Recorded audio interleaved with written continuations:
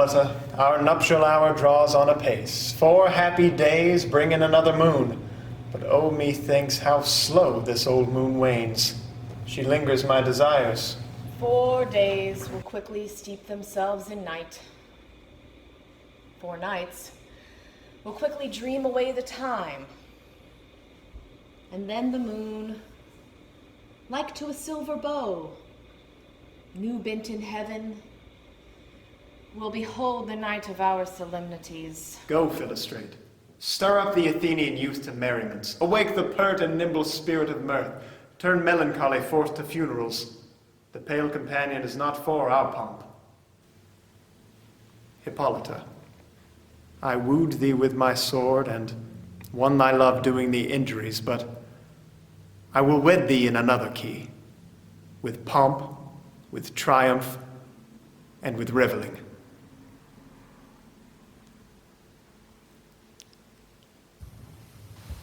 Happy be Theseus, our renowned duke. Thanks, good Egeus. What's the news with thee? Full of vexation come I with complaint against my child, my daughter Hermia. Stand forth, Demetrius, my noble lord. This man hath my consent to marry her. Stand forth, Lysander, and my gracious duke. This man hath bewitched the bosom of my child. Thou, Lysander, thou hast given a rhyme and interchanged love tokens with my child. Thou hast by moonlight at her window sung, with feigning voice verses of feigning love, and stolen the impression of her fantasy with bracelets of thy hair, rings, golds, conceits, knacks, trifles, nosegays, sweetmeats, messengers of strong prevailment and unhardened youth. With cunning thou hast filched my daughter's heart, turned her obedience, which is due to me, to stubborn harshness. And, my gracious duke, be it so she will not here consent to marry with Demetrius, I beg the ancient privilege of Athens. As she is mine, I may dispose of her, or she'll be either to this gentleman, or to her death, according to our law, immediately provided in that case. What say you, Hermia? Be advised, fair maid, to you your father should be as a god, one that composed your beauties, yea, and to whom you are but as a form in wax, by him imprinted, and within his power to leave the figure or disfigure it. Demetrius is a worthy gentleman. So is Lysander. In himself he is, but in this kind, wanting your father's voice, the other must be held the worthier. I do entreat your grace to pardon me. I know not by what power I am made bold, nor how it may concern my modesty, in such a presence here as this to plead my thoughts. But I beseech your grace that I may know the worst that may befall me in this case, if I refuse to wed Demetrius. Either to die the death, or to abjure forever the society of men. Therefore, fair Hermia, question your desires, know of your youth, examine well your blood, whether, if you yield not to your father's choice, you can endure the livery of a nun. For I to be in shady cloister mewed, to live a barren sister all your life, chanting faint hymns to the cold fruitless moon, thrice blessed they that master so their blood, to undergo such maiden pilgrimage. But earthlier happy is the rose distilled, than that which withering on the virgin thorn grows, lives, and dies in single blessedness. So will I grow, so live, so die, my lord, ere I will my virgin patent up unto his lordship, whose unwished yoke my soul consents not to give sovereignty.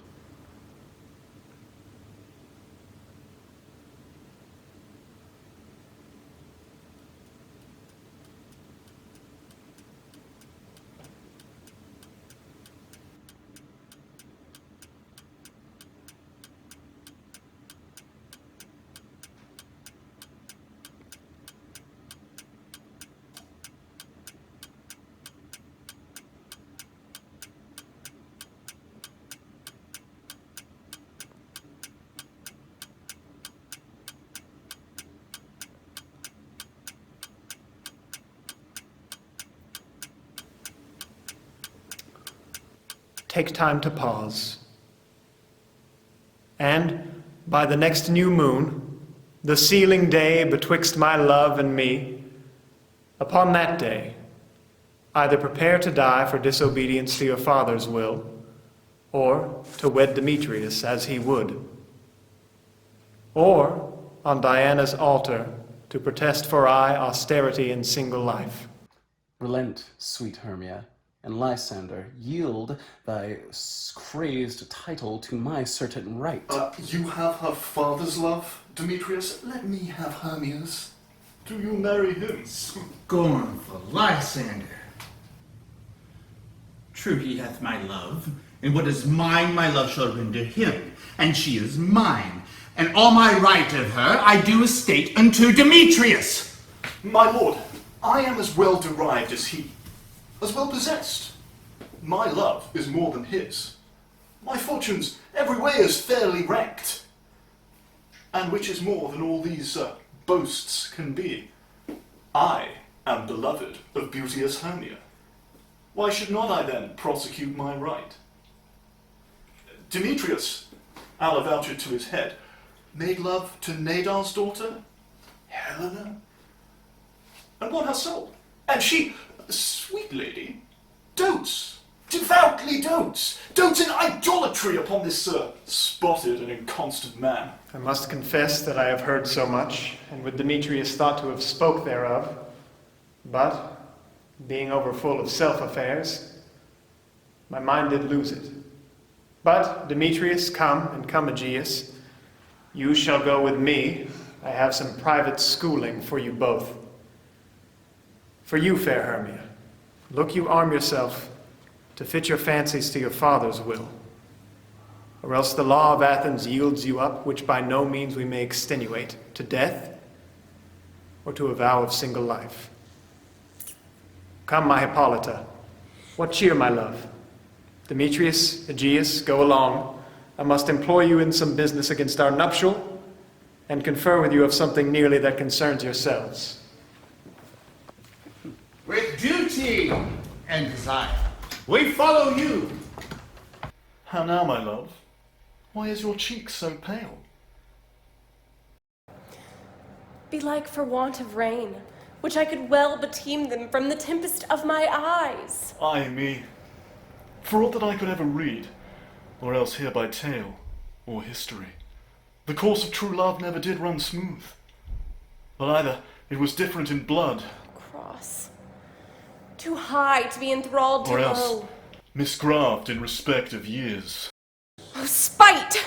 Too old to be engaged to young. or it lay upon the sympathy of friends, Oh, hell! To choose love by another's eyes! or, if there were a sympathy in choice, war, death, or sickness did lay siege to it, making it momentary as a sound, swift as a shadow, short as any dream, as brief as the lightning in the colleague night, which in a spleen unfolds the heavens and the earth, and ere a man can cry, "Behold!" the jaws of darkness do devour it up. So quick bright things are brought to confusion. If then true lovers have been ever crossed, then let us teach our trial patience, because it is a customary cross, as due to love, as thoughts and dreams and sighs, wishes and tears, poor fancy's followers. A good persuasion. Therefore, hear me, Hermia. I have a wealthy widow aunt, a dowager of great revenue, and she hath no child. From Athens, her house lies remote 7 leagues. There may I marry thee. And she respects me as her only son. And from the sharp Athenian law, there it cannot pursue us. My good Lysander, I swear to thee, by Cupid's strongest bow, by his best arrow with the golden head, by all the vows that ever men have broke, in number more than ever women spoke, at that place thou hast appointed me, Tomorrow, truly, will I meet with thee. Keep promise, love. Look, here comes Helena.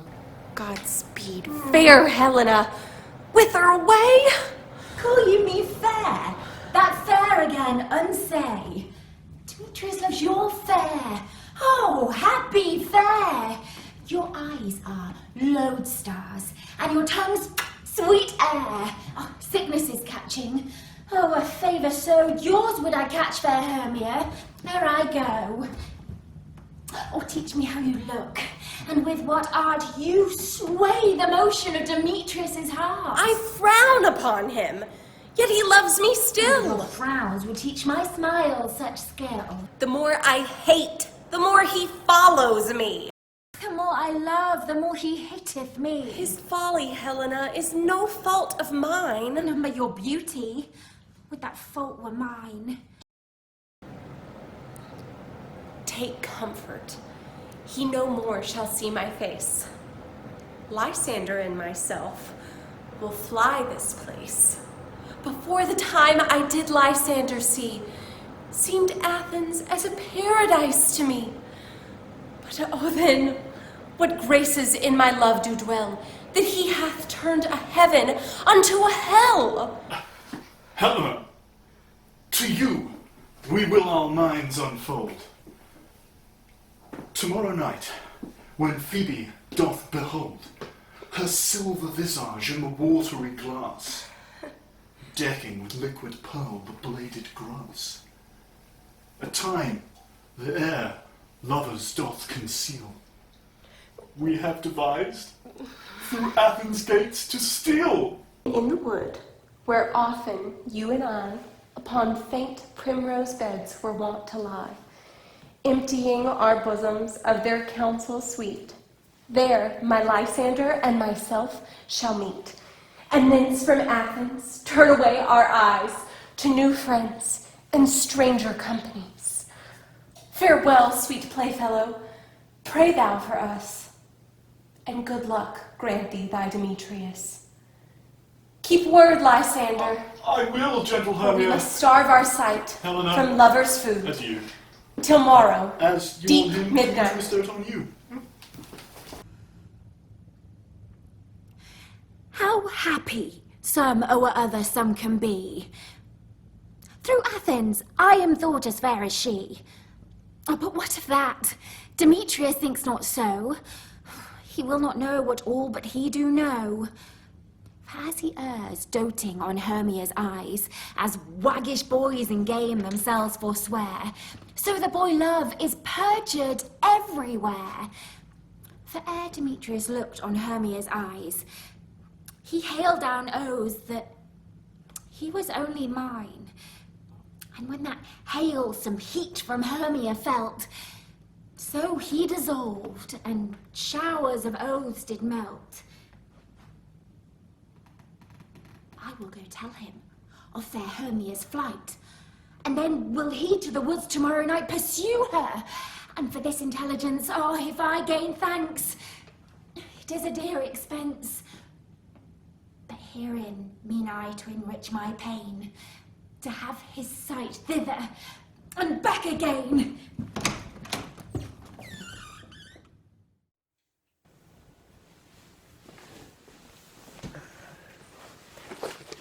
Is all our company here? You were best to call them generally, man by man, according to the script. Here is a scroll of every man's name, which is thought fit throughout all Athens to play in our interlude before the Duke and Duchess on their wedding day at night. First, good Peter Quince, say what the play treats on. Marry, our play is the most lamentable comedy and most cruel death of Pyramus and Thisbe. A very good piece of work, I assure you, and a merry. Now, good Peter Quince, call forth your actors from the scroll. Masters, spread Answer yourselves. as I call you. Nick Bottom, the weaver. Ready. Name what part I am for and proceed.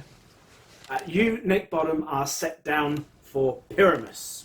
What is Pyramus, a lover or a tyrant? A lover, that kills himself most gallant for love. That's will ask some tears in the true performing of it. If I do it, let the audience look to their eyes.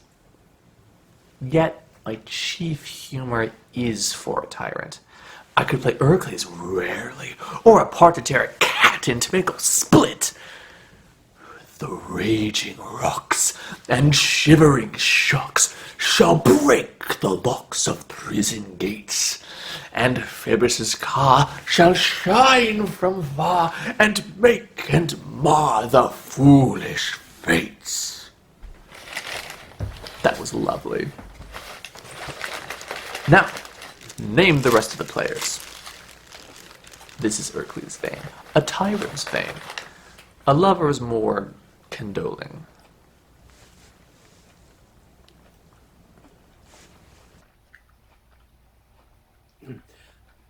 Yes.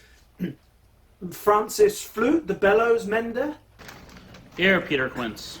Flute, you must take Thisbe on you. Thisbe? Is it a wandering knight? No, it is the lady that Pyramus must love. Faith, let me not play a woman. I have a beard coming. That's all one. You shall play it in a mask. Let me play Thisbe too. I'll speak in a monstrous little voice.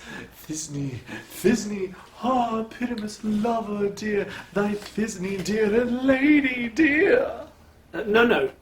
You must play Pyramus, and Flute, you Thisbe. Well, proceed. Robin Starveling, the tailor. Here I am, Peter Quince. Robin Starveling, you must play Thisbe's mother. Tom Snout, the tinker. Here, Peter Quince. You, Pyramus's father. Myself, Thisbe's father. Snug the joiner, the lion's part. And, I hope, here is a play fitted. Have you the lion's part written? I pray you, if it be, give it me, for I am slow of study. You may do it extempore, for 'tis nothing but roaring. Let me play the lion too. I will roar that I will do any man's heart good to hear me. I will roar that I will make the Duke say, let him roar again, let him roar again. You should do it too terribly. You would fright the Duchess and the ladies that they would shriek, and that were enough to hang us. That would hang us all. Every mother's son. I grant you, friends, if that you should fright the ladies out of their wits, they would have no more discretion but to hang us. But I will aggravate my voice, so that I may roll you as gently as any sucking dove. I will roll you into any nightingale. You can play no part but Pyramus. For Pyramus is a sweet-faced man, a proper man, as one might see on a summer's day, a most lovely, gentlemanlike man. Therefore, you must needs play Pyramus. Well, I will undertake it. Masters, here are your parts, and I am to entreat you, request you, and desire you to con them by tomorrow night, and meet me in the palace wood, a mile without the town, by moonlight. There we will rehearse. For if we meet in the city, we shall be dogged with company, and our devices known. In the meantime, I will draw up a list of properties such as our play wants. I pray you fail me not. We will meet, and there may rehearse most obscenely and courageously. And, most dear actors, eat no onions nor garlic, for we are to utter sweet breath, and I do not doubt but to hear them say, it is a sweet comedy. Take pains, be perfect. Adieu. At the Duke's Oak we meet. Enough. Hold or cut those strings.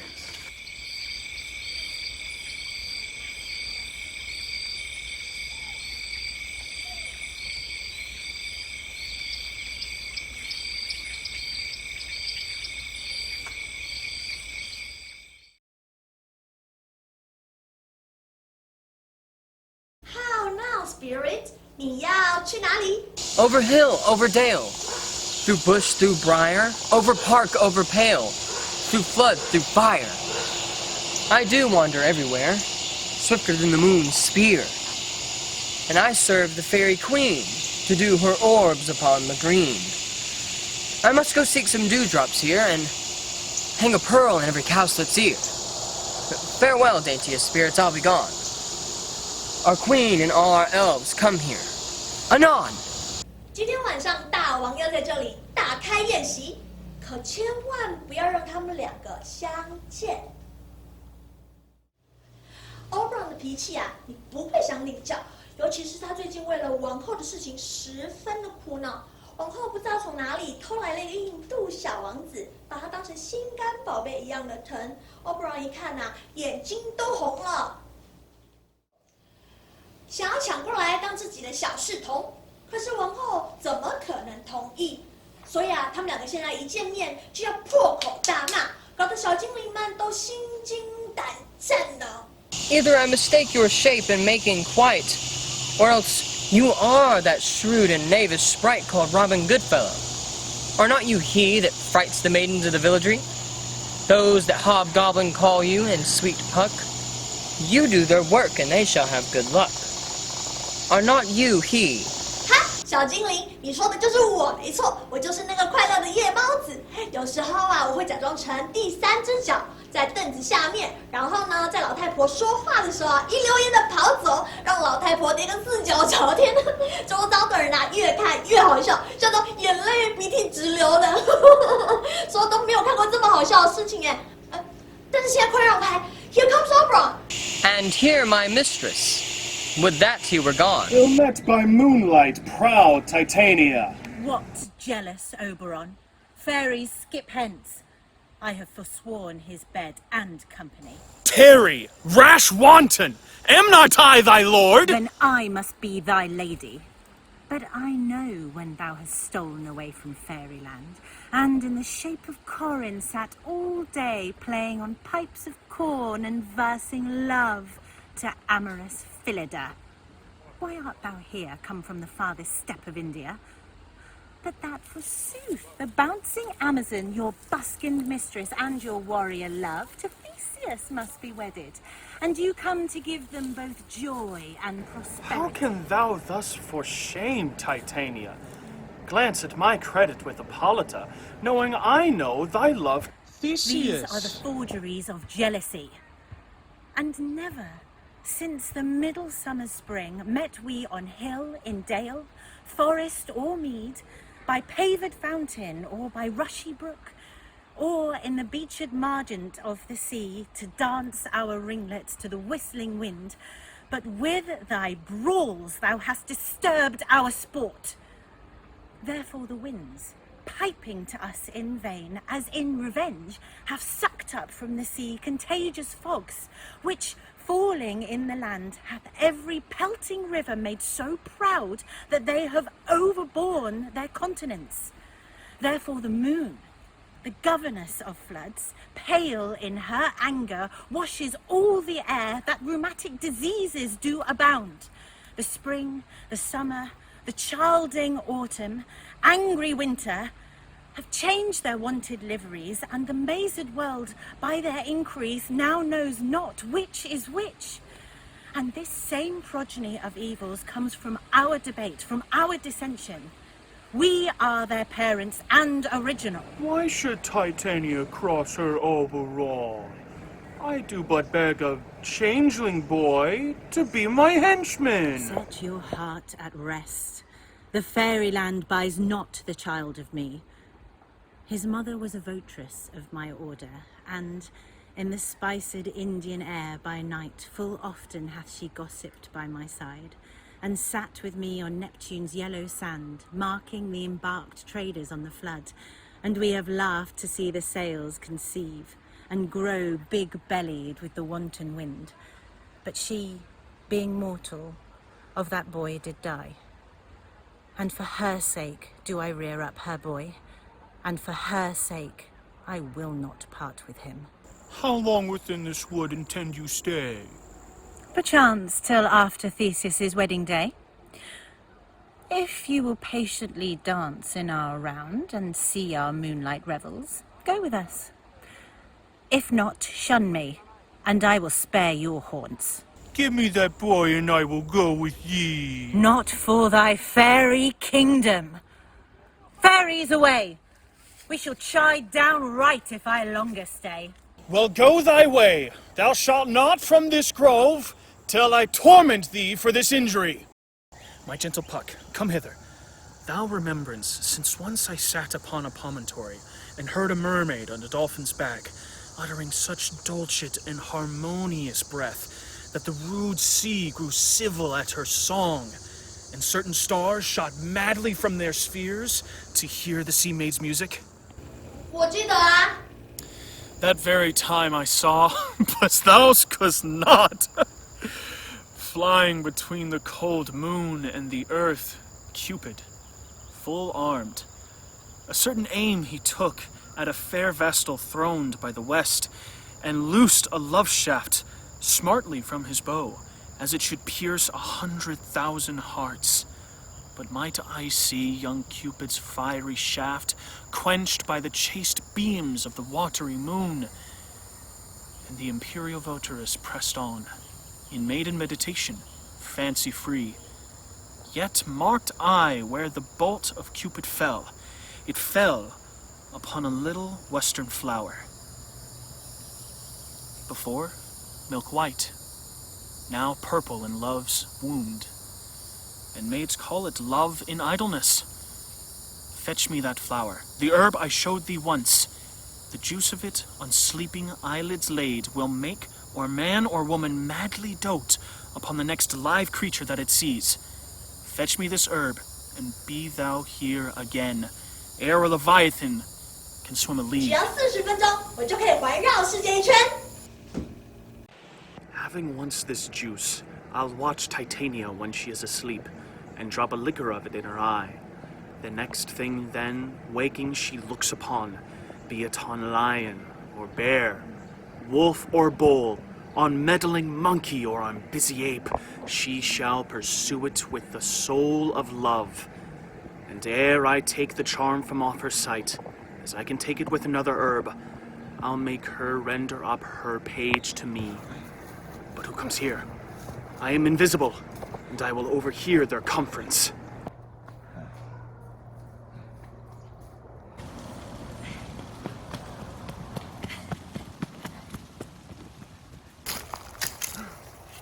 Where is Lysander and fair Hermia? The one I slay, the other slayeth me. Thou toldst me they were stolen unto this wood, and here I am woed in this wood because I cannot meet my Hermia. Hence, get thee gone and follow me no more. Oh, you draw me, you hard-hearted adamant, but yet you draw not iron, for my heart is true as steel. Leave you your power to draw, and I shall have no power to follow you. Do I entice you? Do I speak you fair? Or do I in plainest truth tell you I do not, nor I cannot love you? Oh, and even for that do I love you the more. I am your spaniel, and Demetrius, the more you beat me, I will fawn on you. Use me but as your spaniel. Spurn me, strike me. Tempt not the hatred of my spirit, for I am sick when I do look on thee. And I am sick when I look not on you. You do impeach your modesty too much, to leave the city and commit yourself into the hands of one that loves you not. Your virtue is my privilege, for that it is not night when I do see your face. Therefore, I think I am not in the night. Nor doth this wood lack worlds of company, for you, in my respect, are all the world. Then how can it be said I am alone, when all the world is here to look on me? I'll run from thee and hide me in the brakes, and leave thee to the mercy of wild beasts. The wildest hath not such a heart as I'll thee. not say thy questions, let me go. And if thou continuest to follow me, do not believe, but I'll do thee mischief in the wood. Aye, in the temple, in the town, in the field, you do me mischief. Oh, fie, Demetrius! Your wrongs do set a scandal on my sex. We cannot fight for love as men may do. We should be wooed, and were not made to woo. I'll follow thee, and make a heaven of hell, to die upon the hand I love so well. Fare thee well, nymph. Ere he do leave this grove, thou shalt fly him, and he shall seek the love. Hast thou the flower? Welcome, wanderer. 啊，就在这里啊！ I pray thee, give it to me. I know a bank where the wild thyme blows, where oxlips and nodding violet grows. There sleep Titania, sometime in the night, lulled in these flowers with dances and delight. And with this juice I'll streak her eyes, and make her full of hateful fantasies. Take thou some of it, seek through this grove. A sweet Athenian lady is in love with a disdainful youth. Anoint his eyes, but do it when the next thing he espies may be the lady. Thou shalt know the man by the Athenian garments he hath on. Affect it with some care, that he may prove more fond of her than her upon her love. And look thou meet me ere the first cock crow. 放心吧，主人，一切会如你所愿的。Come now a roundel and a fairy song. Then, for the third part of a minute, hence. Some to kill cankers in the musk rosebuds. Some war with rear mice for their leathern wings to make my small elves' coats. And some keep back the clamorous owl that nightly hoots and wonders at our quaint spirits. Sing me now a sleep, then to your offices, and let me rest.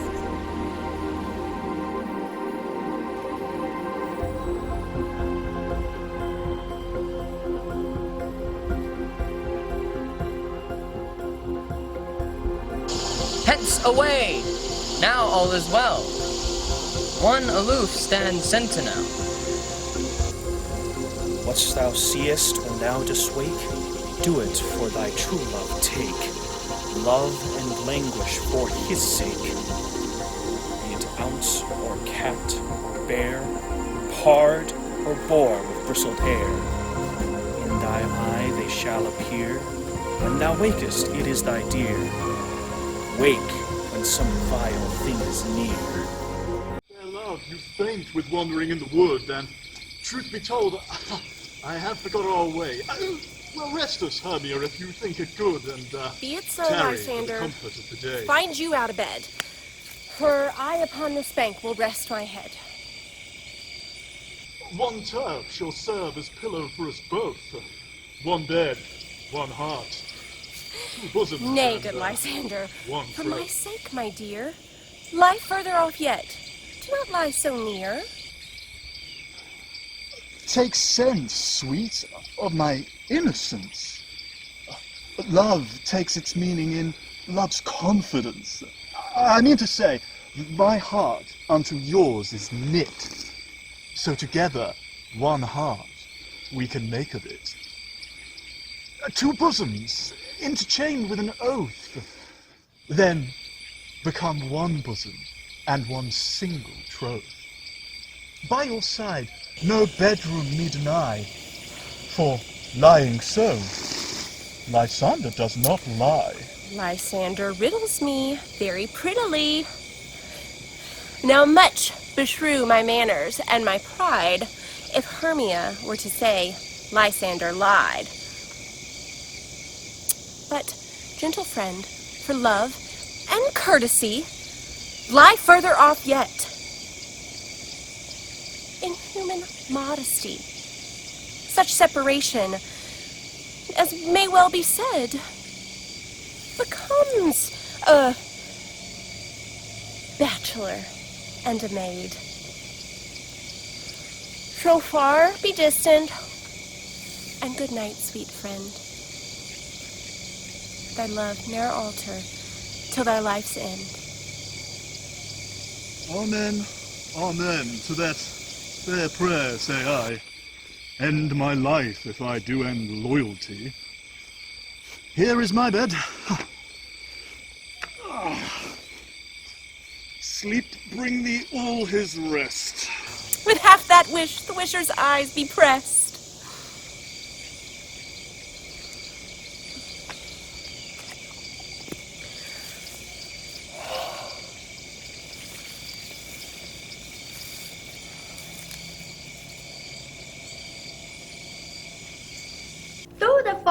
have I gone, but Athenian fond are none, on whose eyes I might approve. These flowers falls in stirring love. Night and silence, who is here? Weeds of Athens he doth wear. This is he my master said, despise the Athenian maid. Churl upon thy eyes I throw, all the power this charm doth awe. When thou wakest, let love forbid. Sleep his seat on thy eyelid, so awake when I'm gone, for I must now to Oron. Stay there, thou kill me, sweet Demetrius! I charge thee hence, and do not haunt me thus! Oh, wilt thou leave me, darkling? Say not so! Stay on thy peril. I alone will go.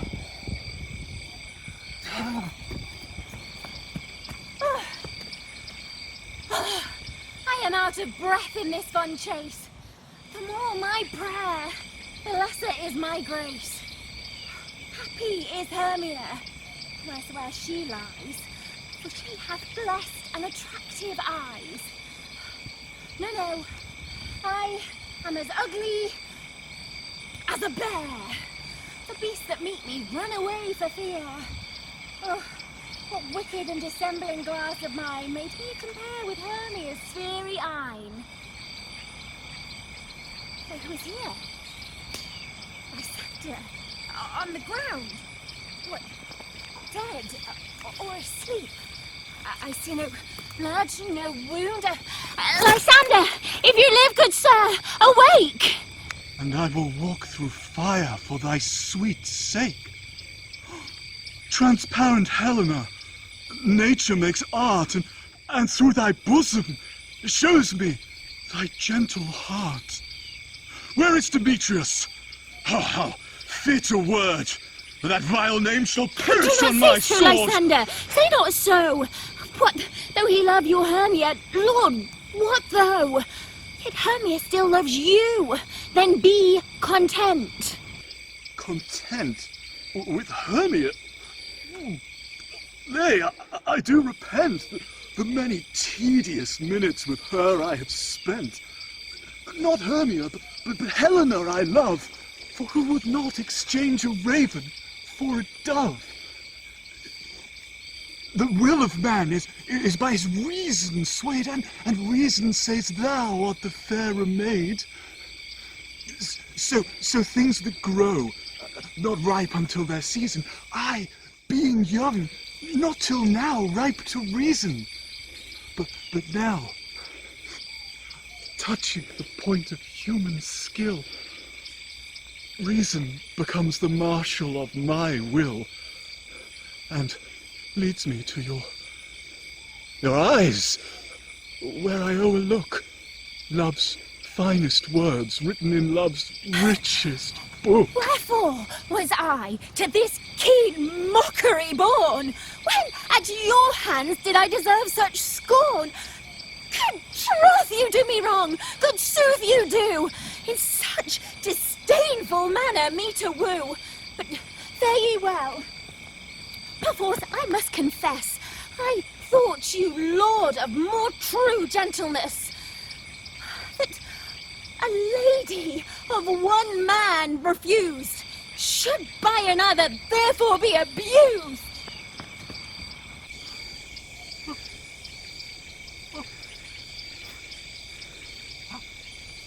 She sees not Hermia. Hermia, stay thou there. Never again, Lysander, come thou near. Thou, my surfeit and my heresy, hated by all, but most of all, by me. All thy love, and all thy might, to honor Helen, I will become her knight.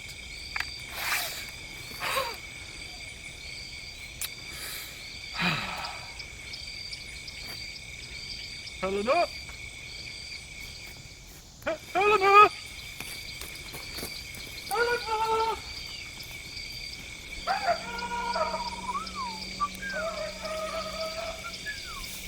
Help me, Lysander!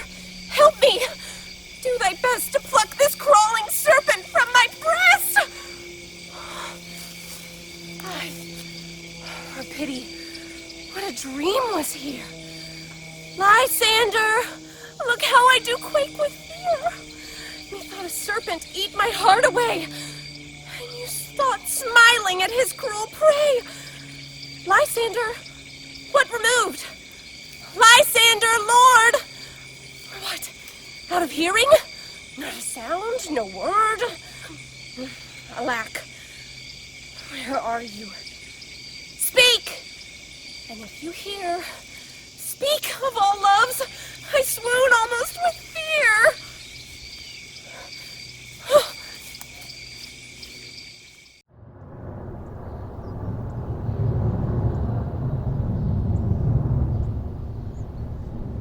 Are we all met?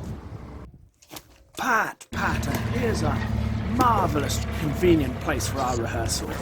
This green plot will be our stage, this hawthorn brake, our tiring house, and we shall play an action before it as we shall do it for the Duke. Peter Quince. What sayest thou, Bullybottom? There are things in this comedy of Pyramus and Thisbe that will never please. First, Pyramus must draw a sword to kill himself, which the ladies cannot abide. How answer you that? By your leg and a perilous spear. I believe we should leave the killing out when all is said and done. I have advice to make all well. Write me a prologue, and let the prologue seem to say, we will do no harm with our swords, and that Pyramus is not killed indeed. And, for the more better assurance, tell them that I, Pyramus, am not Pyramus, but Bottom the Weaver. This will put them out of fear. Would the ladies be afeared of the lion? I fear it. I promise Masters, you ought to consider it yourselves. To bring in, God shield us, a lion among ladies is a most dreadful thing. For there is not a more fearful wildfowl than your lion living, and we ought to look to it. Another prologue must tell that he is not a lion. Nay, he must name his name, and half his face must be seen through the lion's neck, and he must speak through, saying thus, or to the same defect, ladies, or fair ladies, I would wish you not to tremble. If you think I come hither as a lion, it were pity of my life. No, I am no such thing. I am a man as other men are. And there indeed let him name his name, and tell them plainly he is Snug the Joiner. Well, it shall be so, but there is two hard things. That is to bring the moonlight into the chamber, for as you know, Pyramus and Thisbe met by moonlight. Doth the moon shine the night we play our play? A calendar. A calendar. Look in the almanac. Find out moonshine. Find out moonshine. Yes, it does shine that night. Why? Then may you leave a casement of the great chamber window where we play open, and the moon may shine in at the casement. Or else one must come in with a bush of thorns and a lanthorn and say he comes to disfigure or to present the person of moonshine. Then there is another thing. We must have a wall in the great chamber, for Pyramus and Thisbe says the story did talk through a chink in the wall. You do not bring in a wall. What say you, Bottom? Some man or other must present wall. Let him have some plaster or some lime or some rough cast about him to signify wall, and let him hold his fingers thus, and through this cranny shall Pyramus and Thisbe whisper. If that may be so, then all is well. Come, sit down, fell mother's sons, and rehearse your parts. Pyramus, you begin. When you have spoken your speech, enter into that break house, and so everyone according to their cue. 哪来的凡夫俗子，竟然敢在先后的卧榻旁边吵闹？ Speak, Pyramus. Thisbe, stand forth. Thisbe, the flowers of odious savour sweet. Odours, odours. Savour sweet, so thy breath, thy dearest Thisbe dear. But hark, a voice. Stay thou but here a while, and by and by I will to thee appear. 来看 Pyramus 变成一个怪物啦！ Oh, must I speak now? Aye, marry you must, for you must understand that he goes but to see a noise, and that he shall come again. Most radiant Pyramus, most lily-white of hue, of red rose colour like rose on triumphant briar, most briskly juvenile, and eke most lovely Jew, that as true as truest horse that yet may never tire. I shall meet thee, Pyramus, at Ninny's tomb. Ninus tomb, man, Ninus tomb. You must not speak that yet. That is your answer to Pyramus. You speak your part all at once, cues and all. Pyramus, enter, your cue is past. Never tire. As truest horse that yet may never tire. If I were fair, Thisbe, I were only thine. Oh, monstrous. Oh, strange. We are haunted. Masters, pray, fly, fly. Help!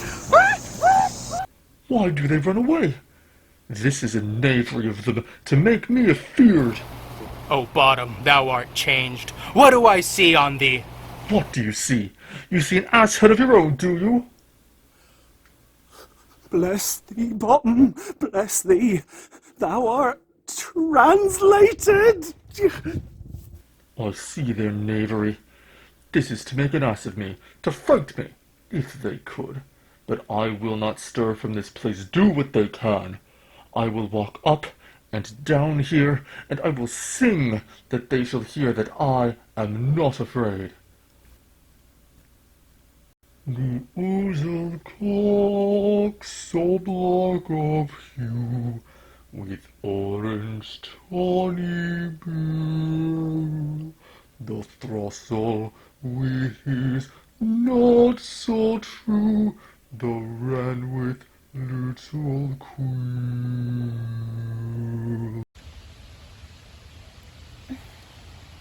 What angel wakes me from my flowery bed?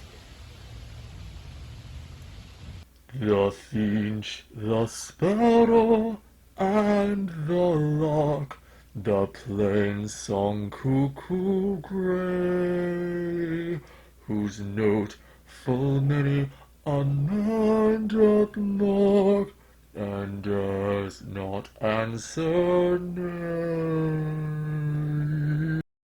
I pray thee, gentle mortal, sing again. Mine ear is much enamoured of thy note, so is mine eye enthralled to thy shape, and thy fair virtue's force perforce doth move me on the first view to say, to swear, I love thee. Methinks, mistress, you should have little reason for that. And yet, to say the truth, reason and love keep little company together nowadays. The more the pity that some honest neighbours will not make them friends. Thou art wise as thou art beautiful. Not so, neither. But if I had wit enough to get out of this wood, I have enough to serve mine own turn. Out of this wood do not desire to go. Thou shalt remain here, whether thou wilt or no. I am a spirit of no common rate. The summer still doth tend upon my state, and I do love thee. Therefore go with me. I'll give thee fairies to attend on thee, and they shall fetch thee jewels from the deep, and sing while thou on pressed flowers sleep. Peas blossom, cobweb, moth, and mustard seed. Be kind and courteous to this gentleman. Hop in his walk and gambol in his eyes. Feed him with apricots and dewberries, with purple grapes, green figs and mulberries. The honey bags steal from the humble bees, and for night tapers crop their waxen thighs and light them at the fiery glowworm's eyes, to have my love to bed and to arise, and pluck the wings from painted butterflies, to fan the moonbeams from his sleeping eyes. Nod to him, elves, and do him courtesies. Hail, mortal! Hail! Come, wait upon him, lead him to my bower. The moon, methinks, looks with a watery eye. I wonder if Titania be awaked. Then what it was that next came on her eye, which she must dote on in extremity. But here comes my messenger. How now, Met Spirit? What's night's rule about this haunted grove? 王后爱上一个怪物啦。在她熟睡的时候，她的寝室旁边来了一群雅典式一向粗鲁的工匠，他们聚集在一起排着戏，想要在 Theseus 的婚礼上做表演。他们一群蠢货之间有一个最蠢的蠢材，又搞笑，他扮演着 Pyramus。他退场的时候呢，我就趁机会在他头上套上了死驴子的头。然后当他又上场的时候呢，他的同伴们吓得四处奔走，叫着救命啊，救命啊！他们本来就有点笨，现在更是失去了理智，所以呢，没有生命的东西也来欺负他们，就像是野刺啦、荆棘啦，纷纷抓破了他们的衣服，有些没了袖子，有些没了帽子。唉，这个时候呢，我就把他们带走，把 Pyramus 孤单的留下。在这一刹那 ，Titania 醒来马上就爱上了一个怪物啦。Oh, this falls better than I could devise. But hast thou yet latched the Athenians' eyes with the love juice, as I did bid thee do? Sleeping, that's finished too. And the Athenian woman by his side, that when he waked, of false she must be I. Stand close. This is the same Athenian. 这是那女人没错，可是男的却错了耶。Oh, why rebuke you him that loves you so? Lay breath so bitter on your bitter foe. Now I but chide, but I could use thee worse, for thou hast given me cause to curse. If thou hast slain Lysander in his sleep, being shoes or blood, plunge in the deep, and kill me too. It cannot be but thou hast murdered him. So should a murderer look, so dead, so grim. Should the murdered look, and so should I, pierced through the heart with your stern cruelty. And yet, you, the murderer, look as bright, as clear, as yonder Venus in her glimmering sphere. What's this to my Lysander? Where is he? Wilt thou give him me? I had rather give his carcass to my hound. Out, dog! Out, cur! Thou drivest me past the bounds of maiden's patience. Hast thou slain him, then? Henceforth, never be numbered among men. Oh, tell me true. Just tell me true, even for my sake. Dost thou look upon him, being awake? And hast thou killed him while sleeping?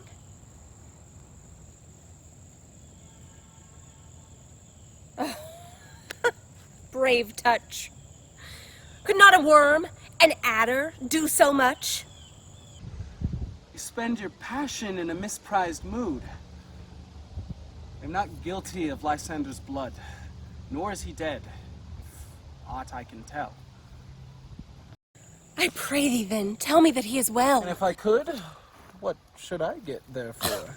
A privilege never to see me more. And from thy hated presence, part I so. See me no more, be he dead or no. What hast thou done? Thou hast mistaken quite, and laid the love juice on some true love's sight. Of thy misprision must perforce ensue some true love turned, and not a false turn true. About the wood, go swifter than the wind, and Helena of Athens see thou find. By some illusion see thou bring her here, I'll charm his eyes against she do appear. 我去，看我怎么表现！所有人的飞剑都比不上我的速度。There is no following her in this fierce vein. Here, therefore, for a while I will remain. So sorrow's heaviness doth heavier grow. For debt that's bankrupt sleep doth owe, which in some slight measure it will pay. If for his tender here I make some stay. Flower of this purple dye, hit with Cupid's archery, sink in apple of his eye. When his love he doth espy, let her shine as gloriously as Venus of the sky. When thou wakest, if she be by, beg her for remedy. Captain of our fairy band, Helena is here at hand, and the youth mistook by me, pleading for a lover's fee. 看看那痴心愚笨的样子，人类啊，真是蠢的无可救药。 Stand aside. The noise they make will cause Demetrius to awake. Why should you think I woo in scorn? Scorn and derision never come in tears. Look, when I vow, I weep. And vows so born, in their nativity, all truth appears. How can these things in me seem scorn to you? Bury the badge of faith, which proves them true. You do advance your cunnings more and more, when truth kills truth. Oh, devilish holy fray, these vows are Hermia's. Will you give her o'er? We oath with oath, and you will nothing wear. I had no judgment when I swore to her. None in my mind, now you give her o'er. Demetrius loves her. He loves not you. Oh, Helena, goddess, nymph, perfect, divine. To what, my love, shall I compare thine eyne? When thou holdst up thy hand, oh, let me kiss this princess of pure white, this seal of bliss. Oh, spite. Oh, hell, I see you are all bent to set against me in this merriment. If you were civil and knew courtesy, you would not do me thus much injury. Can you not hate me, as I know you do, but you must join in souls to mock me too? You both are rivals, and love Hermia, and now both rivals to mock Helena. Oh, a trim exploit, a manly enterprise to conjure up tears in a poor maid's eyes with your derision. None of noble sort would so offend a virgin and extort a poor soul's patience, all to make your sport. You are unkind, Demetrius. Be not so. You love Hermia. This you know, I know. And here, with all goodwill, with all my heart, Hermia's love, I do yield you up my part. And so you, Helena's love to me bequeath. For I do love her, and will do until my death. Never did mockers waste more idle breath. Lysander, keep thy Hermia, I will none. If e'er I loved her, all that love is gone. And now to Helen it is home returned, there to remain. Helen, it is not so. Disparage not the faith that thou dost not know, lest to thy peril thou abide it dear. Look, where thy love comes, yonder is thy dear. Thou art not by mine eye, Lysander, found. Mine ear, I thank it, brought me to thy sound. But why unkindly didst thou leave me so? Why should he stay, whom love doth press to go? What love could press Lysander from my side? Lysander's love, that would not let him bide? Fair Helen, why seekest thou me? Canst not this show the hate I bear thee, that did make me leave thee so? You speak not as you think. It cannot be. Lo, she is one of this confederacy. Now I perceive they have conjoined all three to fashion this false sport in spite of me. Injurious Hermia, most ungrateful maid. Have you conspired? Have you, with these, contrived to bait me in this foul derision? Is all the counsel that we two have shared, the sisters' vows, the hours that we have spent when we have chid the hasty-footed time for parting us, is all forgot? All school days friendships, childhood innocence. So we grow together, like a double cherry seeming parted, but an union in partition. And will you rent our ancient love asunder, to join with men in scorning your poor friend? It is not friendly, 'tis not maidenly.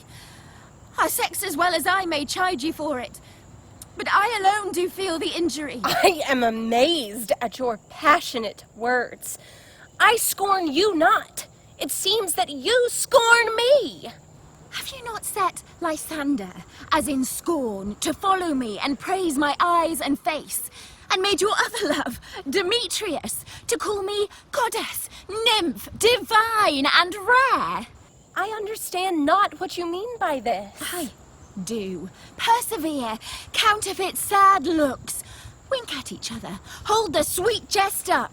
This sport, well carried, shall be chronicled. If you have any pity, grace, or manners, you would not make me such an argument. But fare ye well. 'Tis partly my own fault, which death or absence soon shall remedy. Stay, sweet Helena. Hear my excuse. My life, my love. Oh, excellent. Oh, sweet Helena. Do not scorn her so. If she cannot entreat, I can compel.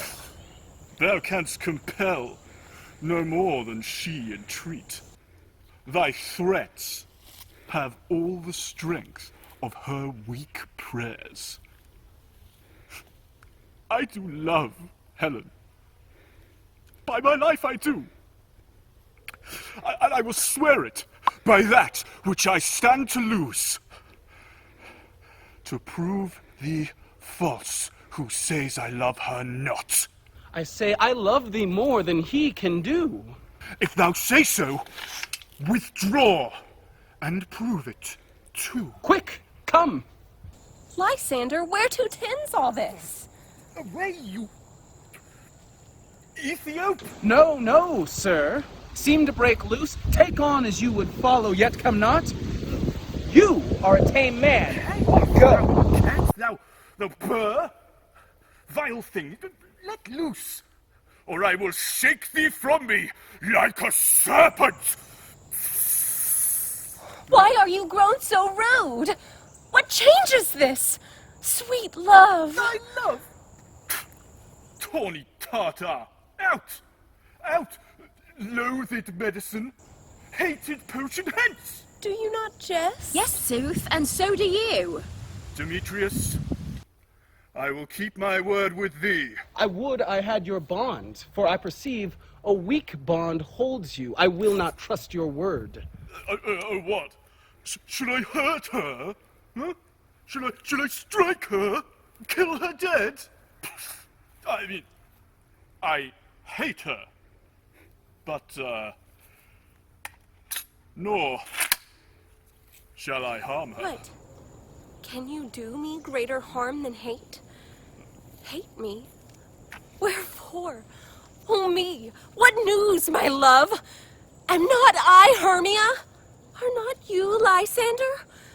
I am as fair now as I was erewhile. Since night you loved me, yet since night you left me. Why then, you left me. Oh, the gods forbid. In earnest, shall I say? I, by my life, never did desire to see thou more. Therefore, be certain, have no hope, no question, no doubt. Never truer, 'tis no jest. I do hate thee, and love Helena. Oh, me, you juggler, you canker blossom, you thief of love! Have you come by night and stolen my love's heart from him? Fine, Ifaith. Have you no modesty, No maiden shame, no touch of bashfulness. What? Would you tear impatient answers from my gentle tongue?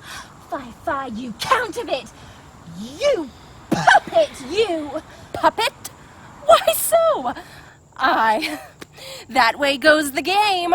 And are you grown so high in his esteem because I am so dwarfish and so low? How low am I, thou painted maypole? Oh, speak! How low am I? I am not yet so low that my nails cannot reach unto thine eyes. I pray you, though you mock me, gentlemen, let her not hurt me. I was never cursed. I have no gift at all in truishness. I am a right maid for my cowardice. Let her not strike me. You perhaps may think, because she is somewhat lower than myself, that I can match her. Lower? Good Hermia, do not be so bitter with me. I evermore did love you, Hermia.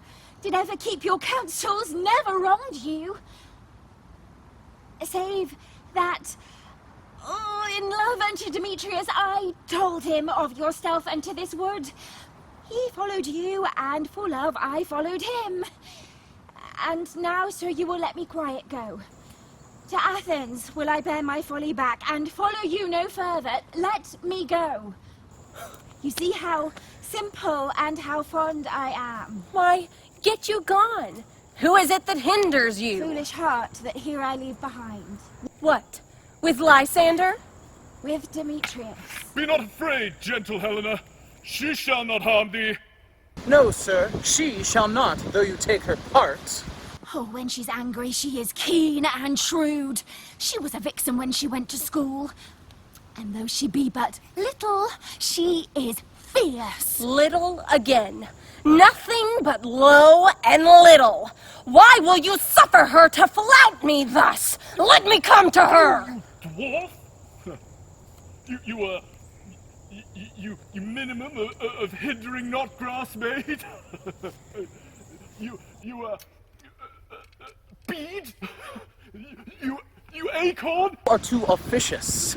Take not her part, for if thou dost intend, never so little show of love to her, thou shalt abide it. She holds me not. Now, follow, if thou darest, to try who's right. Thine or mine is more in Helena. Follow, nay, I'll go with thee. You, mistress, all this coil is long of you. Nay, go not back! I will not trust you, I. No longer stay in your cursed company. Your hands than mine are quicker for a fray. My legs are longer, though, to run away. I am amazed, and know not what to say. This is thy negligence. Still thou mistakest, or else commits thy knaveries willfully. 对不起，先王，是我做错了。可是你不是跟我说，只要认得那个人穿着雅典的衣服就好了吗？照这样的说法，我可没做错，因为我确确实实是把花枝滴在雅典人的眼睛里。不过事情闹成这样，我还是蛮开心的，看他们吵吵闹闹的，真好玩。Thou seest these lovers seek a place to fight. Hie therefore, Robin, overcast the night. The starry welkin cover thou anon, as one come not within another's way, till o'er their brows death counterfeited sleep, with laden leg and batty wing doth creep. Then crush this herb into Lysander's eye, whose liquor of this virtuous property, when they wake, all this derision shall seem a dream and fruitless vision, and back to Athens shall these lovers wend, with league whose date till death shall never end. Whiles I in this affair do thee employ, I'll to my queen and her Indian boy, and then I will her charmed eye release of monstrous vision. all things shall be peace. 老大，这事我们必须尽快办好，因为黑夜已经架起它的飞龙离去，而晨星黎明的先驱已经快要照亮整个天空，一个个鬼魂赶紧飞奔回向坟墓，还有那恨死的幽灵抱恨场中，道路跟水底到处是他们的白骨，太阳中会揭露丑恶的一切。那些孤魂啊，永远见不到日光的温暖，只能趁着黑夜凭吊凄苦的生命。But we are spirits of another sort. I, with the morning's love, have oft made sport. And like a forester, the groves may tread, even to the eastern gate, all fiery red. Opening on Neptune with fair blessed beams, turns into yellow gold his salt green streams.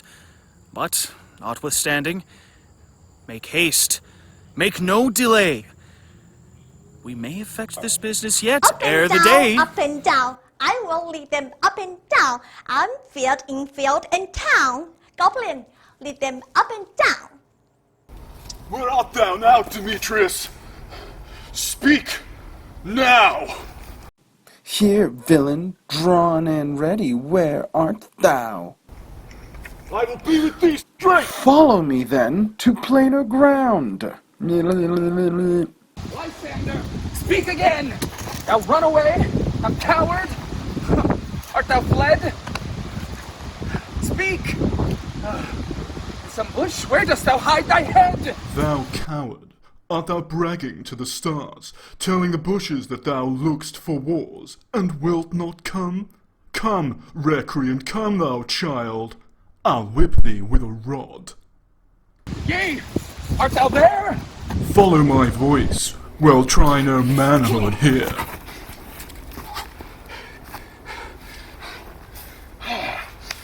He bids me follow on, and he goes on ahead. Yet when I get where he calls, the coward is gone. Oh, this villain is too light-heeled for me. Oh, come, gentle dawn, if thou but give me one ray of thy grey light, I'll find Demetrius, and I'll revenge my spite.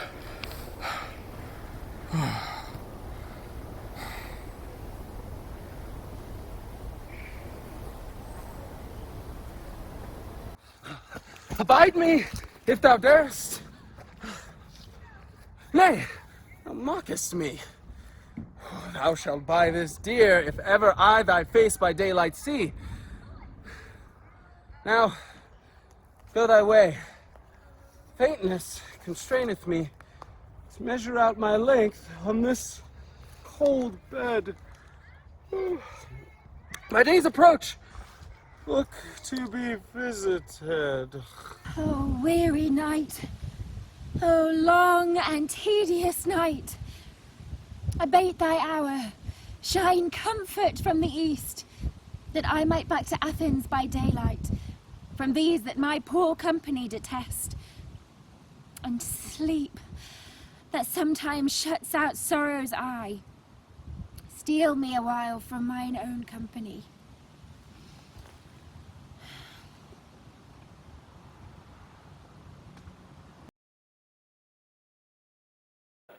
两男加两女，4个没错误，3人已在此，1人在何处？啊哈哈哈哈！他来了，满脸都是愁云惨雾。爱神也太调皮，就喜欢惹人烦恼。Never so weary, never so in woe, bedabbled with dew and torn with briars. I can no further walk, no further can I go. My legs can no longer keep up with my desires.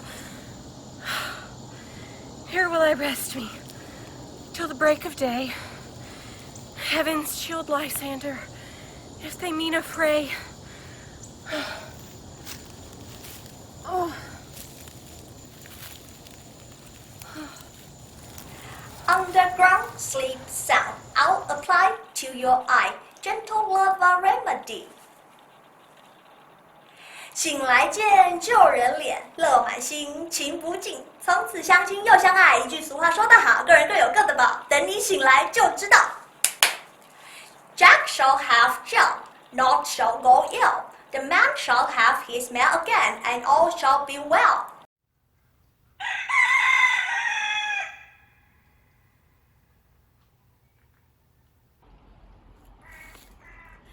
Come, sit thee down upon this flowery bed, whilst I thy amiable cheeks do coy, and stick musk roses in thy sleek, smooth head, and kiss thy fair, large ears, my gentle joy. Where's Peas Blossom? Ready? Scratch my head, Peas Blossom. Where's Monsieur Cobweb? Ready. Monsieur Cobweb, get you your weapons in your hand, and cue me a red-hipped humblebee on the top of the thistle. And, good monsieur, bring me the honey bag. Do not fetch yourself too much in the action of it, monsieur. And, good monsieur, have a care the honey bag break not. I would be loath to have you overflown with the honey bag, signor. Where's mustard seed? Mustard seed. Give me your mustard seed. Pray you, leave your courtesy. What's your will? Nothing good, monsieur, but to help cavalry comp up the scratch. I must the barbers, monsieur, for methinks I am marvelously hairy about the face, and I am such a tender ass, if my hair do but tickle me, I must scratch. But I pray you, let none of your people stir me. I have an exposition of sleep come upon me. Sleep thou, and I will wind thee in my arms. Fairies, be gone, and be always away. So doth the woodbine the sweet honeysuckle gently entwist. The female ivy so enrings the barky fingers of the elm. Oh, how I love thee, how I dote on thee. Welcome, good Robin. Seest thou this sweet sight? Her dotage now I too begin to pity. When I had at my pleasure taunted her, and she in mild terms begged my patience, I then did ask of her changeling child. And now that I have the boy, I will undo these hateful imperfections in her eyes. Be thou wast wont to be, see thou as once to see. Dian's bud or Cupid's flower hath such force and blessed power. Now, my Titania, wake you, my sweet queen.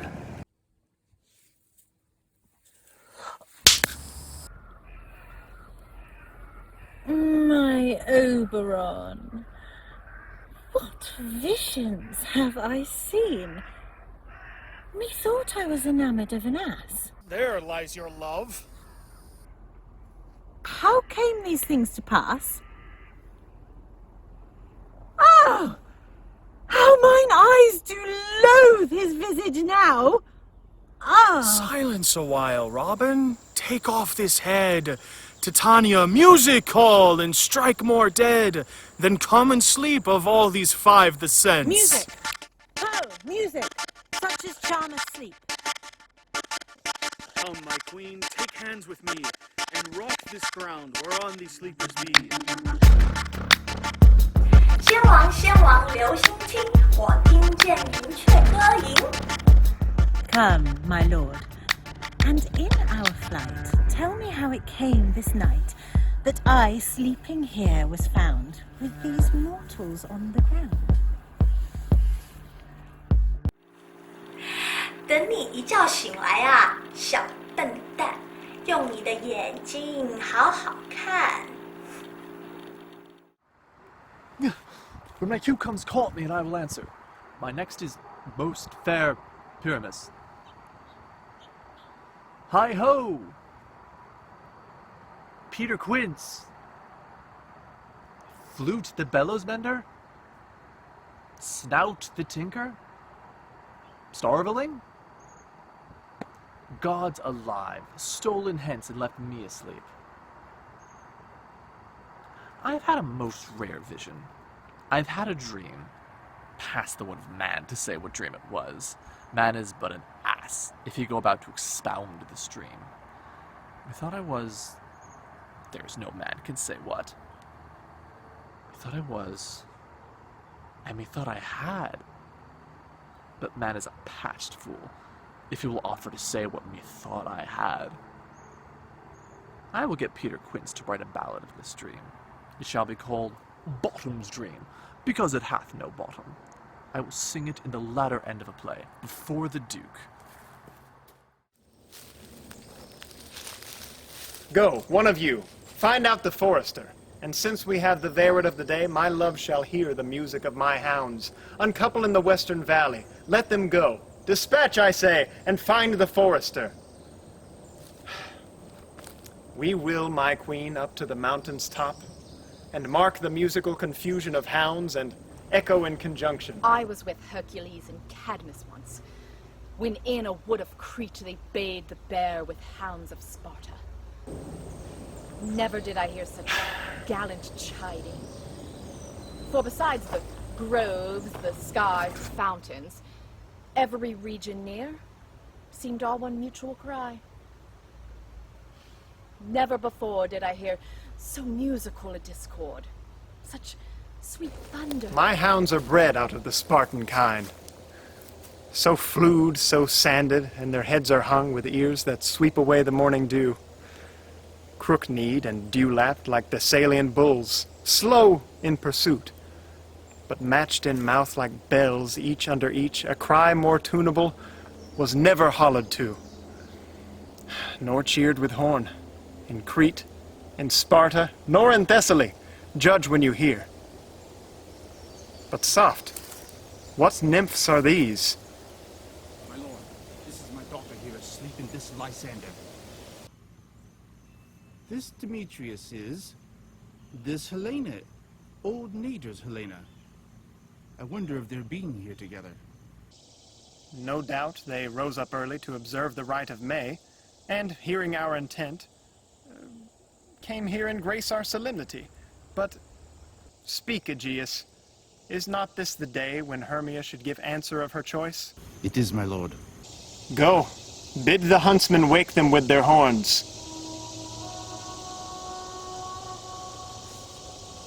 Begin these wood birds but to couple now?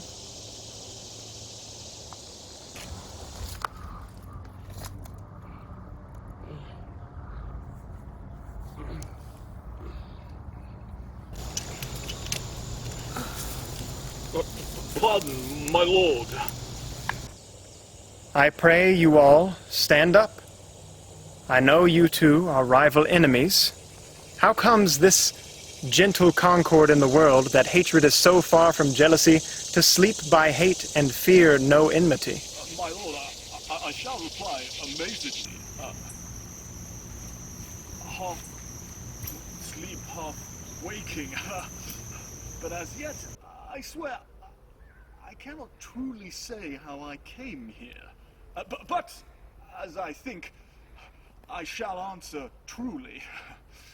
And as I do bethink me, well, so it is. I came with Hermia hither, with our intent from Athens. Enough! Enough, my lord, you have enough. I beg the law upon his head. They would have stolen away. They would, Demetrius, thereby to have defeated you and me. You of your wife and me of my consent that she should be your wife. Fair Helena, fancy following me.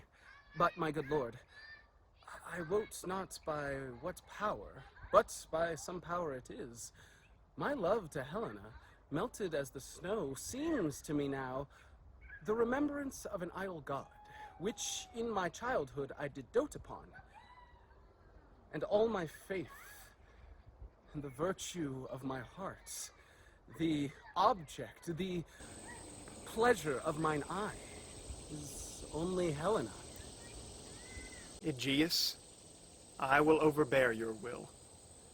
For, in the temple by and by, with us, these couples shall eternally be knit. And, for the morning now is something worn, our purposed hunting shall be set aside. Away with us to Athens, 3 by 3. We'll hold a feast in great solemnity. Come, Hippolyta. We are awake. Let us follow him, and by the way, let us recount our dreams. Have you sent to Bottom's house? Is he come home yet? He cannot be heard of. Out of doubt he is transported. If he come not, the play is marred. It goes not forward, doth it? It is not possible. You do not have a man in all Athens able to discharge Pyramus but he. He hath simply the best wit of any handiwork man in all of Athens. Yea, and the best person too. And he's a very paramour for a sweet voice. You must say paragon. A paramour is, God bless us, a thing of naught. Masters, the Duke is coming from the temple, and there are 2 or 3 lords and ladies more, married. Oh, sweet bully bottom. He hath lost 6 pence a day during his life. He could not have scaped more than 6 pence a day. The Duke had not given him more than 6 pence a day for playing Pyramus. Well, I'll be hanged. And he deserved it. It's either 6 pence a day for Pyramus or nothing. Where are these lads? Where are these hearts? Bottom! Oh, most courageous day, oh, most happy hour! Masters, I am to discourse wonders, but ask me not what for. If I tell you, then I am no true Athenian. I will tell you everything, right as it fell out. Oh, let us hear, sweet Bottom! Not a word of me. All that I will tell you is, get your apparel together. Meet presently at the palace, every man look o'er his part. For the short and the long is, our play is preferred.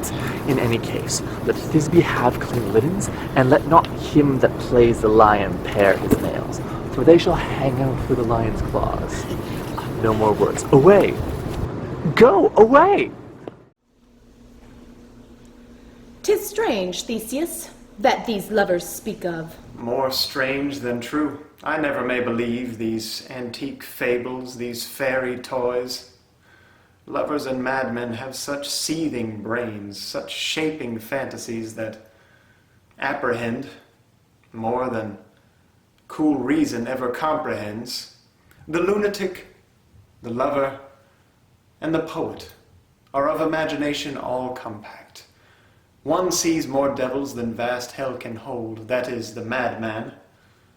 The lover, all as frantic, sees Helen's beauty in a brow of Egypt. The poet's eye in fine frenzy rolling doth glance from heaven to earth and from earth to heaven. And as imagination bodies forth the forms of things unknown, the poet's pen turns them to shapes and gives to airy nothing a local habitation and a name. But all the story of the night told over, and all their minds transfigured so together, more witnesseth than fancy's images, and grows to something of great constancy. But howsoever strange and admirable. Here come the lovers, full of joy and mirth. Joy, gentle friends, joy and fresh days of love accompany your hearts. More than to us. Wait, royal walks, your board, your bed. Your bed. Come now, what masks, what dances shall we have to wear away this long age of 3 hours between our after supper and bedtime? Where is our usual manager of mirth? Call Philostrate. Here, mighty Theseus. Say, what abridgment have you for this evening? What mask? What music? How shall we beguile this lazy time, if not with some delight? There is a brief how many sports are ripe. Take choice of which your highness will see first. The battle with the centaurs to be sung by an Athenian eunuch. We'll none of that. The riot of the tipsy bacchanals, tearing the Thracian singer in their rage. The three thrice muses, mourning for the death of learning, late deceased in beggary. A tedious brief scene of young Pyramus and his love Thisbe, very tragical mirth. Merry and tragical, tedious and brief. A play there is, my lord. Some of 10 words long, which is as brief as I have known a play, but by 10 words, There my is not lord, it is one too long. word. One player fitted. And tragical, my noble lord, it is, for Pyramus therein doth kill himself. Which, when I saw rehearsed, I must confess, made mine eyes water. What are they that do play it? Hard-handed men that work in Athens here, which never labored in their minds till now, and now have toiled their unbreathed memories with this same play against your nuptial. And we will hear it. No, my noble lord, it is not for you. And I have heard it over. It is nothing in the world. I will hear that play, for never anything can be amiss when simpleness and duty tender it. Go, bring them in. I love not to see wretchedness o'ercharged, and duty in his service perishing. Why, gentle sweet, you shall see no such thing. Well, he says they can do nothing in this kind. The kind are we, to give them thanks for nothing. Our sport shall be to take what they mistake. And what poor duty cannot do, noble respect takes it in might, not merit. Trust me, sweet, out of this silence yet I picked a welcome. And in the modesty of fearful duty, I read as much as from the rattling tongue of saucy and audacious eloquence. So please your grace, the prologue is addressed. Let him approach.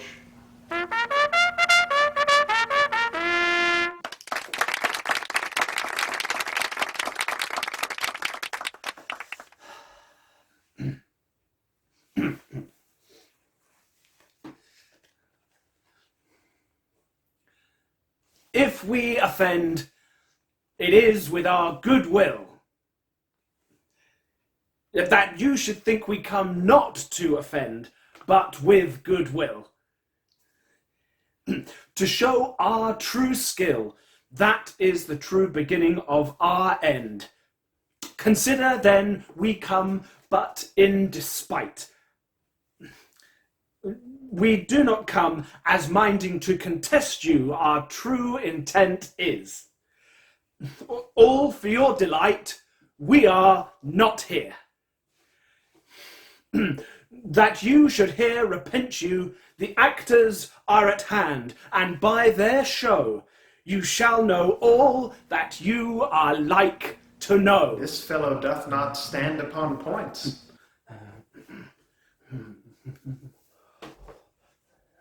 Who is next?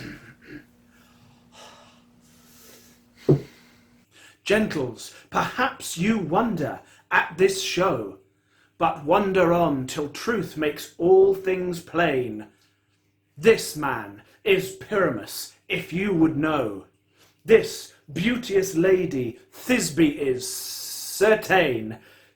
Let lion, moonshine, wall, and lovers twain at large discourse, while here they do remain. In this same interlude it doth befall that I, one Snout by name, present a wall. And such a wall as I would have you think that had in it a crannied hole or chink, through which the lovers, Pyramus and Thisbe, did whisper often, very secretly, this loam, this rough cast, this stone doth show that I am that same wall. The truth is so. And this cranny is, through right and sinister, through which the fearful lovers are to whisper.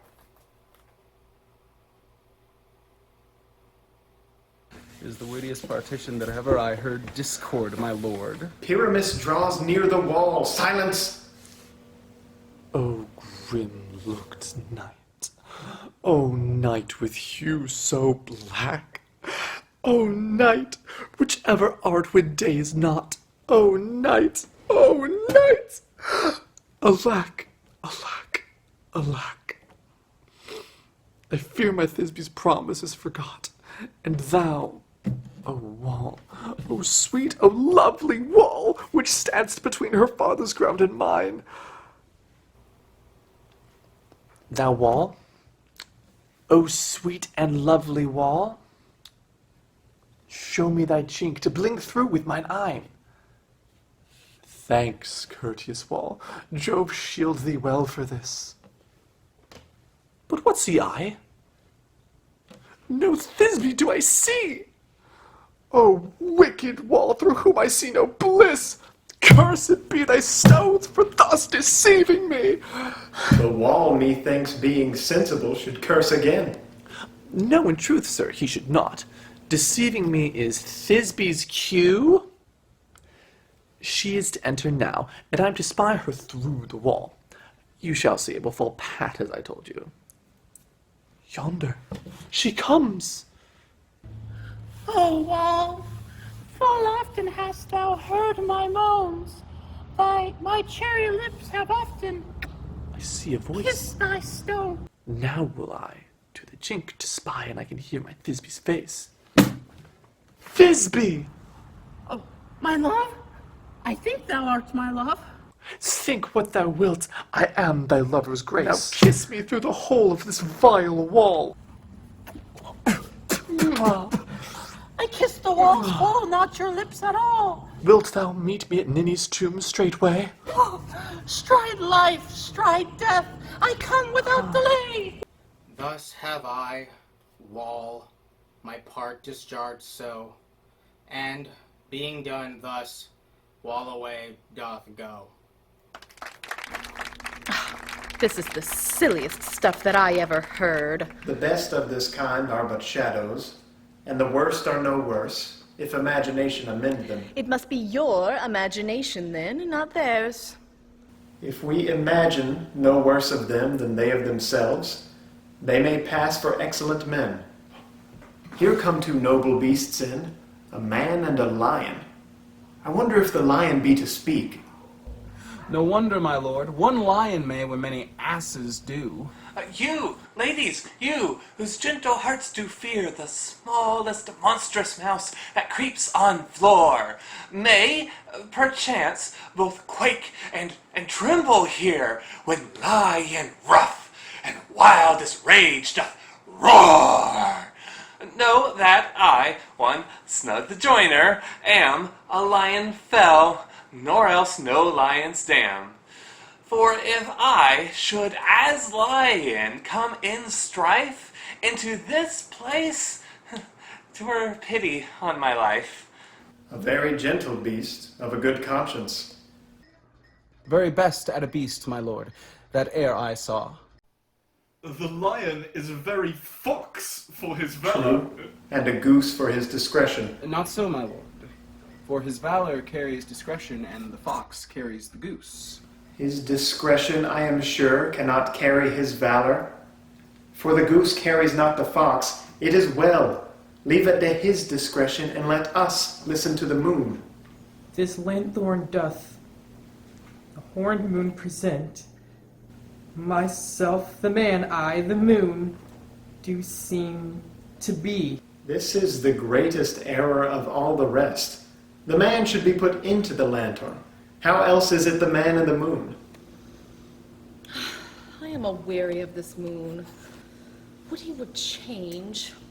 It appears, by the small light of his discretion, that he is in the wane.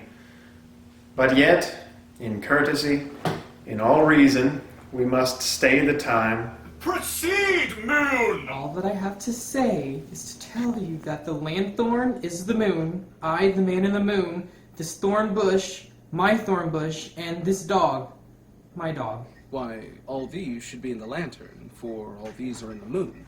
But silence. Here comes Thisbe.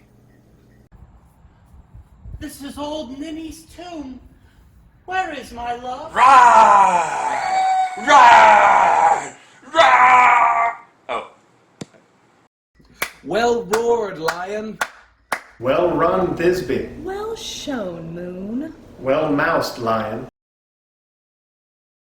lion has vanished. And then came Pyramus.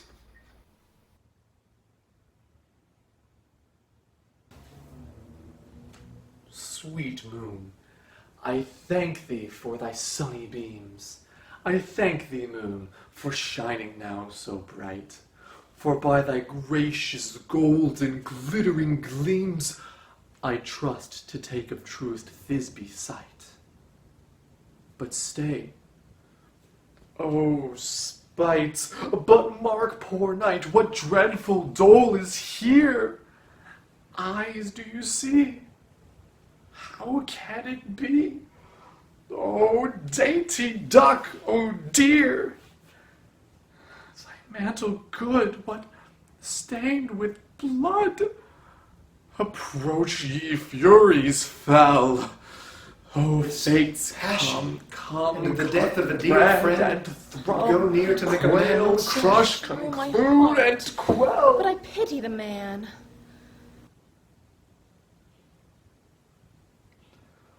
Oh, wherefore, nature, didst thou lions frame, since lion vile hath here destroyed my dear, which was the fairest dame that lived, that loved, that liked, that looked with cheer.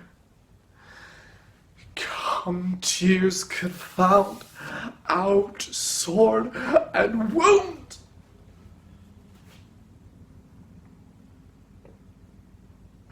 Thus am I dead.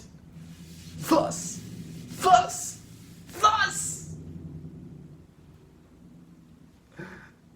Now am I dead. Now am I fled. My soul is in the sky. Tongue, loose thy light. Moon, take thy flight. Now die. Die. Die. Die. Die.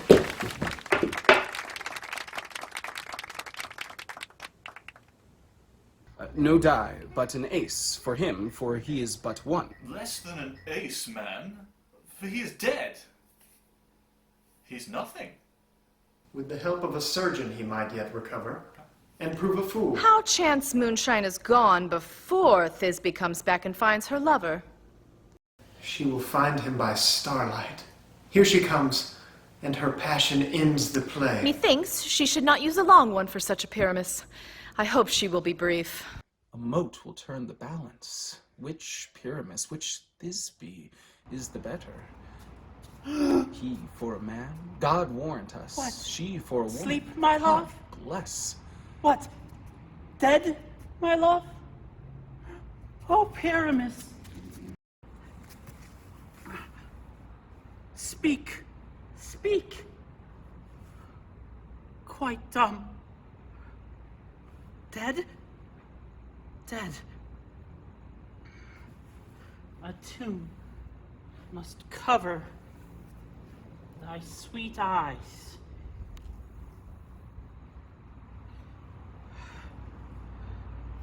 Oh, sisters three, come to me. With hands as pale as milk, lay them in gore. Since you have shore with shears his thread of silk. Tongue, not a word. Then I'll be brief. Oh, happy dagger, with this thy happy... Wrong play. Oh,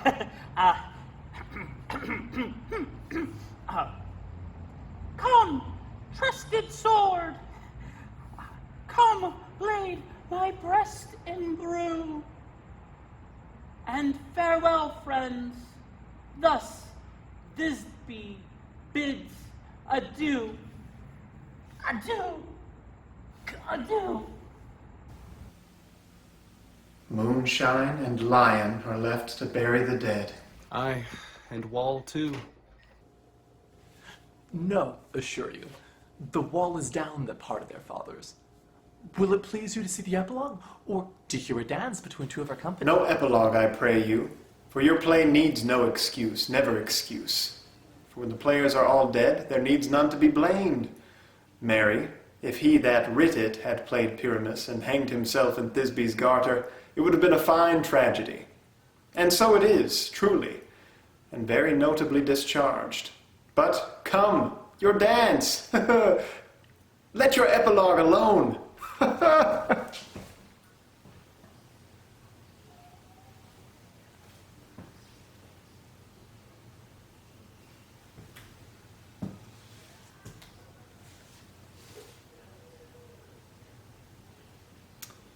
The iron tongue of midnight hath tolled 12. Lovers, to bed, 'tis almost fairy time.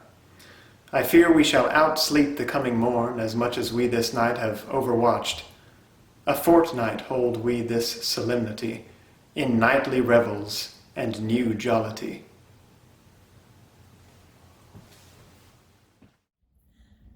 Through the house give gathering light. By the dead and drowsy fire, every elf and fairy sprite hop as light as bird from briar. And this ditty, after me, sing and dance it trippingly. Now until the break of day, through this house each fairy stray. To the best bride bed will we, which by us shall blessed be. And to the issue there create, shall ever be so fortunate. With this field do consecrate, every fairy take his gate, and each several chamber bless through this palace with sweet peace. And the owner of it blessed, ever shall in safety rest. Trip away, make no stay, meet we all by break of day.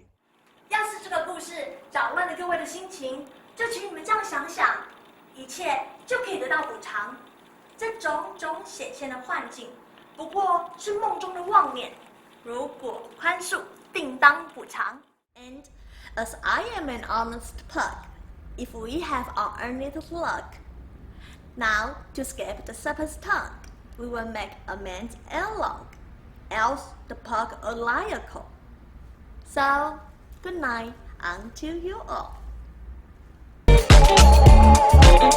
You've got me cool.